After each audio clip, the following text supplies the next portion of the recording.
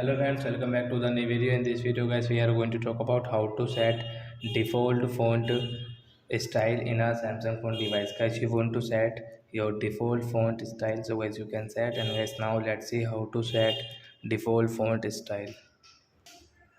So friends, now let's see how can we set our default font style in a Samsung phone device. So friends, first of all open your phone setting.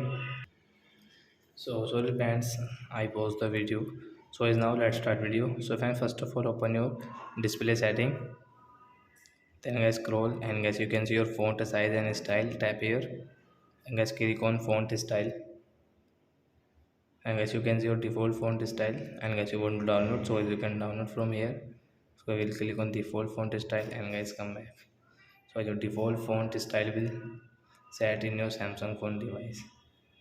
So I hope friends you have understood how to set default font style in our Samsung phone. So that's it guys, thanks for watching. Now we will meet on next video with new topic.